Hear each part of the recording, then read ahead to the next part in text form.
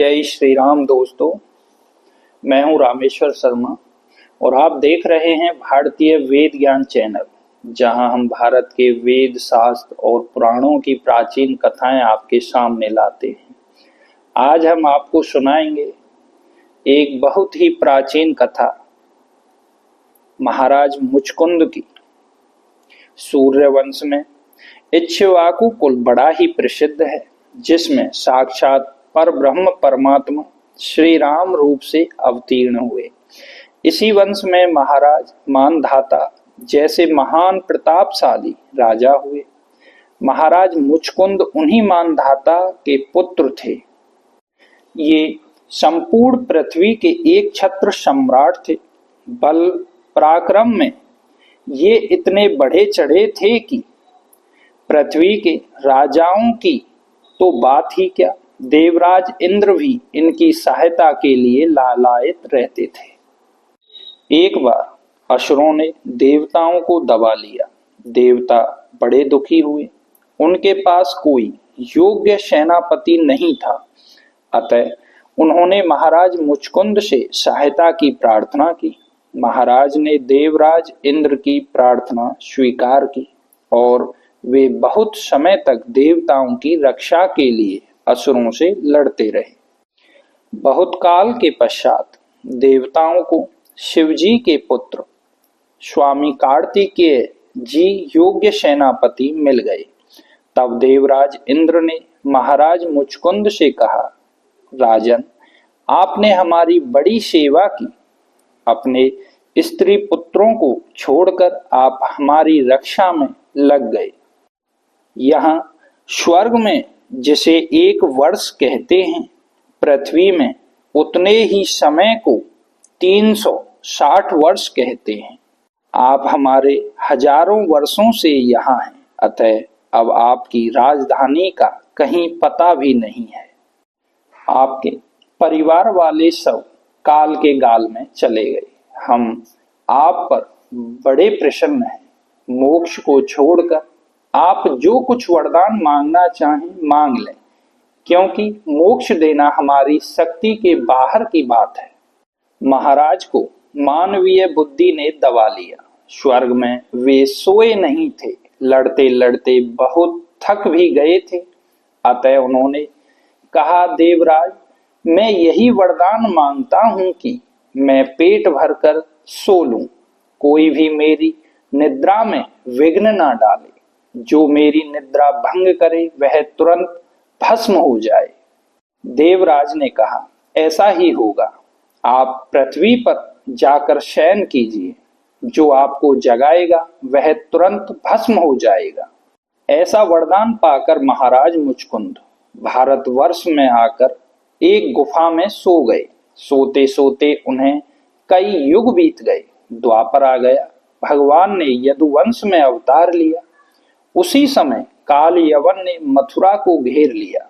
उसे अपने आप ही मरवाने की नियत से यह महाराज मुचकुंद पर कृपा करने की इच्छा से भगवान श्री कृष्ण काल यवन के सामने से छिपकर भागे। काल यवन को अपने बल का बड़ा घमंड था। वह भी भगवान को ललकारता हुआ उनके पीछे पैदल ही भागा। भागते भागते भगवान उस गुफा में घुसकर छिप गए, जहां महाराज मुचकुंद सो रहे थे। उन्हें सोते देखकर भगवान ने अपना पीतांबर धीरे से उन्हें ओढ़ा दिया और आप छिपकर तमाशा देखने लगे, क्योंकि उन्हें छिपकर तमाशा देखने में बड़ा आनंद आता है, दृष्टा ही जो ठहरे। काल यवन बल के अभिमान में भरा हुआ गुफा में आया और महाराज मुचकुंद को ही भगवान समझकर जोरों से दुपट्टा खींचकर जगाने लगा। महाराज जल्दी से उठे। सामने काल यवन खड़ा था। दृष्टि पड़ते ही वहीं जलकर भस्म हो गया। अब तो महाराज इधर उधर देखने लगे। भगवान के तेज से संपूर्ण गुफा जगमगा रही थी। महाराज ने सामने भगवान को मंद मंद मुस्कुराते हुए देखा। देखते ही वे आवाक रह गए। अपना परिचय दिया, प्रभु का परिचय पूछा। गर्गाचार्य के वचन स्मरण हो आए, ये साक्षात परब्रह्म परमात्मा है। यह समझकर वे भगवान के चरणों पर लोटपोट हो गए। भगवान ने उन्हें उठाया, छाती से चिपटाया, भांति भांति के वरों का प्रलोभन दिया, किंतु वे संसारी पदार्थों की निस्सारता समझ चुके थे। अतः उन्होंने कोई भी सांसारिक वर नहीं मांगा।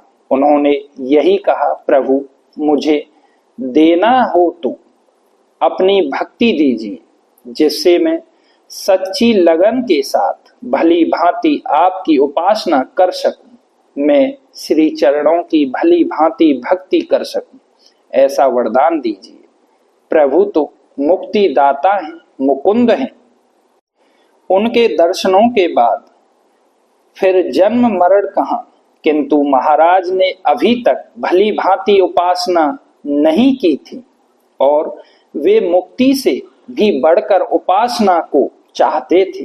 अतः भगवान ने कहा, अब तुम ब्राह्मण होगे, सर्व जीवों में समान दृष्टि वाले होगे, तब मेरी जी खोलकर अनन्य उपासना करना। तुम मेरे तो बन ही गए, तुम्हारी उपासना करने की जो अभिलाषा है, उसके लिए तुम्हें विशुद्ध ब्राह्मण वंश में जन्म लेना पड़ेगा और वहां तुम उपासना रस का भली भांति आस्वादन कर सकोगे। वरदान देकर भगवान अंतर ध्यान हो गए और महाराज मुचकुंद ब्राह्मण जन्म में उपासना करके अंत में भगवान के साथ अनन्य भाव से मिल गए। तो दोस्तों, ये थी महाराज मुचकुंद की कहानी। अगर आपको यह कहानी कथा पसंद आई हो तो ऐसी और भी भारत की प्राचीन कथाएं सुनना चाहते हैं तो हमारे चैनल को सब्सक्राइब करें, वीडियो को लाइक करें, शेयर करें और हमारे भारतीय वेद ज्ञान चैनल के साथ बने रहें। धन्यवाद।